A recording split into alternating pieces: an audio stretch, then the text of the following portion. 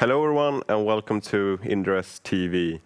Starbreeze announced today that they are discontinuing product Baxter along with a strategy update. And here with me to discuss today's news, I have the CEO, Olof Christiansson, together with Jonas Skantz, General Manager for PAYDAY. Welcome. Thank you. Thank you. Thank you for having us. Before we dive into today's news, we have a new face here at Inderes TV and quite new at Starbreeze as well. Jonas, could you start by introducing yourself and tell us a bit about your background? Absolutely. So it's now exactly 2 months, I think, that I've been at Starbreeze. And I come from a pretty long time working in the games industry, around 20 years. I've also done some other things, but primarily into games. And I am a software engineer, so I worked a lot on the technical side, game technology, game development and so on, but also on the business side, leading various initiatives. So that's what I'm doing here at Starbreeze. And today you announced that you are discontinuing Project Baxter after a couple of years of developing the game, investing hundreds of millions. Can you walk us through the reasoning behind this decision and also the path going forward where you will concentrate more of your resources into PAYDAY? Yes, it was a tough decision, but necessary for the company. And the whole leadership team and the board of directors were completely supportive of that decision. Why? Essentially, this is a strategic shift. I was here last time talking about Baxter and how excited I was to release that title in 26. But we look at things all the time. We review things, and if they're not working, we have to do something about it. So in this case, we had a strategic review of the title. It was clear the title needed more time and investment. And it felt that if we would put that future investment and time into the game, we would not get return on the investment starting from the day. So forget the non-cash development capital that we've already invested in the game. But from this point, if we had invested what was needed, it was a bad call. It was a bad decision. I'm very sorry about this, but I've been in the role for 6 months now. And even though I've gotten questions along the way about Baxter, the team did an amazing job in terms of completing the vertical slice, which we talked about as well.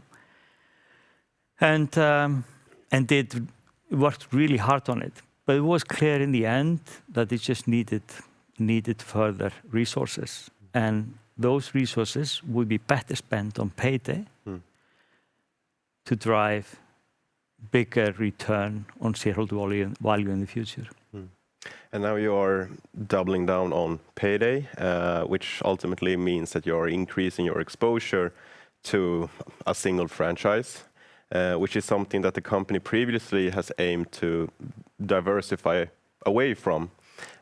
So if we put on the investor glasses, how do you mitigate the risk of overdependence while also making the most of the PAYDAY potential going forward?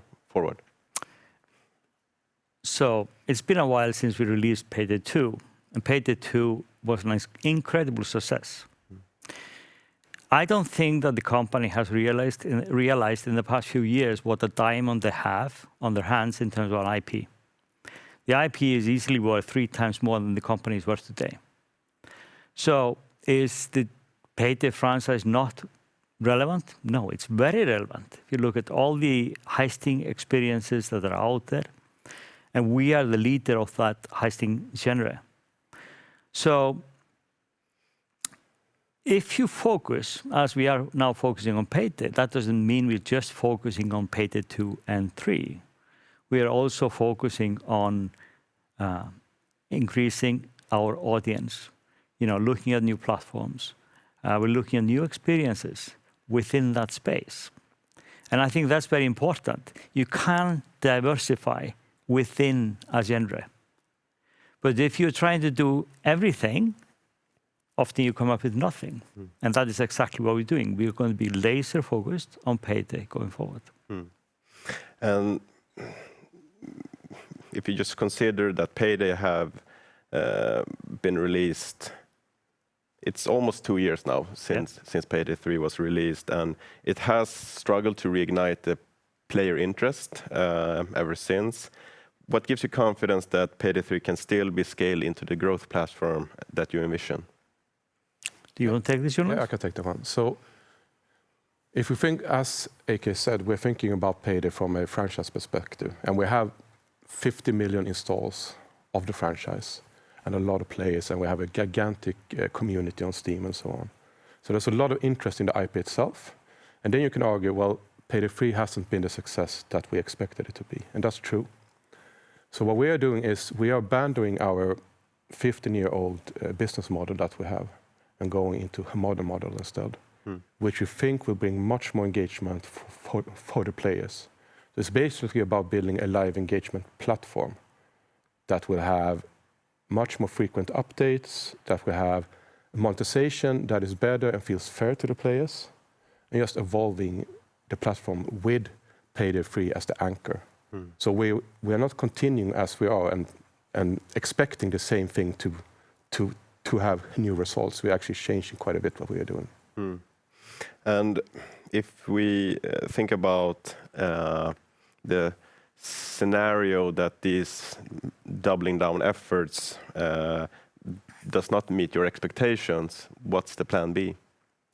At the moment, now in the first weeks and months of really looking at the genre and what we could do, we have come up with new experiences on new platforms, which will be launching before Christmas. We have come up with 2 smaller games, which will be prototyped internally in before Christmas as well. And we have come up with a major idea for a limited experience, which I'm sure that all Payday players would love to play at some point. And so there is no, it's not like we are, as I said, solely focused on Payday 2 and 3. We are trying to look into the genre and seeing what can we do more? How can we engage the audience we have in multiple experiences? And I'm sure our players will love this.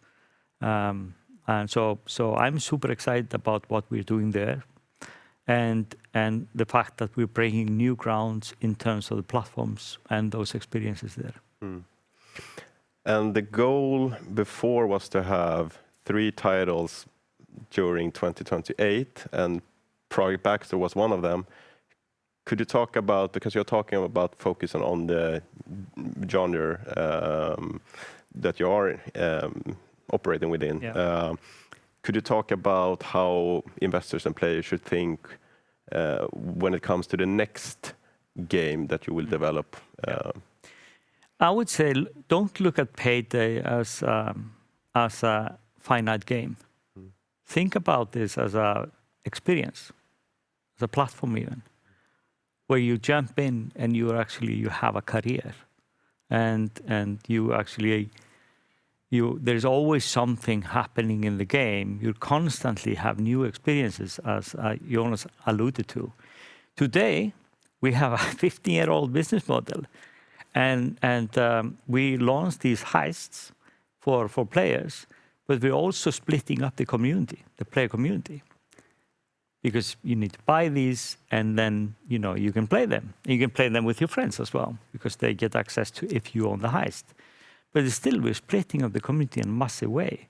We're creating a lot of content which players are not able to play. Funnily enough, we won't change that. And so make this into a modern experience, and moving this franchise forward. I believe when we're done with this, we're looking at a game that can live for 10, 15, 20 years. And you also announced today that you will reduce the headcount by 44, while some team members will also transition internally.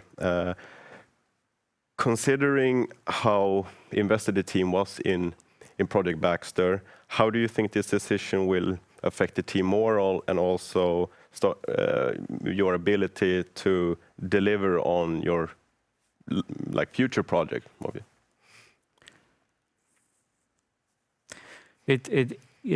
Decisions like this break my heart because I've been in the industry a long time. Industry is small, and you tend to meet people again and again, at different companies, different developers, etc. It was a very tough decision to having to make that decision, but it was the right one, as I said. This is happening all across the gaming industry, and as I said, it breaks my heart. These 44 people, we will give them every support we possibly can in terms of helping them to find new jobs and surfacing them to our industry partners. This will, of course, impact also the people that are staying in the company. When you make changes like that, that is usually what happens. What I believe is that the people who will be at Starbreeze at the end of this, they will see and believe what we are going to do in terms of PAYDAY and be super excited and motivated by that. But at the same time, I'm gutted that we have these people leaving us. And alongside the news that you will discontinue the Baxter project, you also outlined a refined strategy for Starbreeze. Could you walk us through this new updated strategy? And then maybe Jonas, if you could talk about what investors and players can expect going forward when it comes to PAYDAY. Yeah, so over the past few months, we've been looking at the structure of the organization. Essentially, it was a company within a company, where it should only be about one studio. So we've spent a lot of time in terms of restructuring those areas. We have now a very flat organization in terms of leadership. So communication is much quicker. Collaboration is completely different. We removed everything in terms of politics, and it's one company now. So I think that is extremely important because it allows us to operate extremely quickly and get to decisions even quicker. So that's very positive. So we've done that now. We are now going to be a studio focused on the heisting genre. That is an area which we've owned and will continue to own with more experiences coming from Starbreeze in that space going forward. We are also going to change the visual identity of Starbreeze. Currently, it is a sun, which doesn't really stand for anything, and we will now put forward a mask. What you see on screen now is a placeholder, but it will be a mask which we can then adjust in terms of what geographical area of the or what region we are focusing on. So that's that. In terms of the 3 product pillars, they will be 3 going forward now. First of all, PAYDAY and core PAYDAY franchises. Number 2 is heisting experiences. And number 3 is special forces, which is a work for hire arm. So what will they do? So core experiences is PAYDAY 1, 2, and 3. We'll be focusing on that and anything that which has to do with the core experience itself. The PAYDAY experiences, the heisting experiences will be a bit broader. It has anything to do with heisting. It could be new platforms. It could be Roblox experiences. It could be Fortnite or UFN experiences. It can be PC experiences based on heisting. So that team will work on different ideas, and we have 2 prototypes now in the works, which are focused on that. And the special forces team is going to work on work for hire projects, which we are now finalizing our PUBG PAYDAY inclusion with Krafton. That will be out next year. And we're going to take on more of these projects. what's important about these projects is they even out our cash flow, and they bring in healthy revenue at a good margin. So that's very important that we keep that on. So that's essentially, what we're changing. And as with everything, we're not afraid to adjust quickly. If there is something that is not quite right, we will adjust. Because we are here for the long run and to create a sustainable business. And what can the players and investors expect from PAYDAY going forward? So as we have alluded to, we are doing things on different platforms, and we have a live game today on Roblox where we have over 300 million players playing, and that is kind of testament to that the heisting genre and the cops and robber genre is very much alive among the young audience as well. So that's something we want to do more on. We want to also do that on the kind of Fortnite UEFN platform as well. And then we have PAYDAY 2 and 3, and it's primarily PAYDAY 3 that we focus on. That's our vessel that will take us to the kind of vision that we have that is several years out. And the way we're doing that, we have already started. We are increasing the team. We have started with partners to update the technology that we have, both the game engine and even more importantly on the backend side. Because today we have a business model that basically allows us to release a DLC 2 or 3 times a year, which puts a hard cap on the kind of revenue that we can do. But more importantly, it puts a hard cap on the engagement that the players can have with us, because we only engage with them very few times over a full year. And we are changing that into a live engagement platform where we will have engagement every month in some kind of update. That is super important for us that we get that cadence going. And then we also want to invite the players to co-create with us in the platform. It's a very important step. And you were talking about the business model will take a new shape. Could you elaborate a bit more on how the business model will look like going forward? Yes, absolutely. That's the core of it is that we will need engagement more often with the players, because that's how you build engagement. And if you build engagement, players has more opportunity to play the game and to engage with the content that we release. And to do that, we need a large amount of technical support, and that is what we are currently doing. Thinking about the strategy update here, Starbreeze has also been resetting the strategy a couple of times in the past decade. So given that, why would stakeholders believe that this reset is different from before?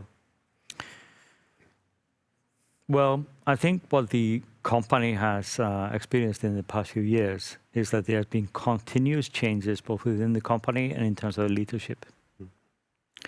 We have now recruited very capable leaders into our structure, which is simple. Everyone is super excited about the path ahead and what we're trying to achieve as a company. I am fully committed to be here for the next 4 or 5 years or even longer than that, because I really would like to see this happen. I am fully committed to drive this strategy and the vision home. And I think that is a change, because if you look at the past, the leadership has been changing every year or every other year, and that's just not sustainable. We want to create a sustainable business, both in terms of from an employee point of view, a leadership point of view, how we operate. We want to get very quickly to become cash positive in terms of we're not spending more than we're bringing in, which makes the company sustainable, and then just build from there. Because we've done we modeled out the next 3-4 years, and that looks extremely positive. And you mentioned cash flow positive by 2026. Could you elaborate a bit more on the main drivers of that path as you see it? Yeah, I mean, Jonas talked about the new platforms. That's a part of it, not a huge part of it as we see it at the moment. PAYDAY 2 and 3 definitely are part of it, especially PAYDAY 3 and the changes that we'll go through. I think it's we are definitely setting ourselves up to deliver on that. The only question is when we can actually flip the switch, but I'm sure we can do that. And we have other lines in terms of the revenue stream which we're not accounting for at the moment. So I'm pretty sure we'll get, if we will not get it, we will get very close. But that is a completely new thing for the company because we haven't been there before for the last few years. And I think we need to go back many, many years in terms of the PAYDAY 2 heyday, where the company was making, meaningful revenue and bottom line. And that is where we want to get to, and we will get there. And lastly, if you were to summarize today's news in one message for both players and investors, what would that message be? The message should be patient, right? Watch the space and keep heisting. Sweet and short. Yep. And with that, thank you for joining me today, and thank you for watching.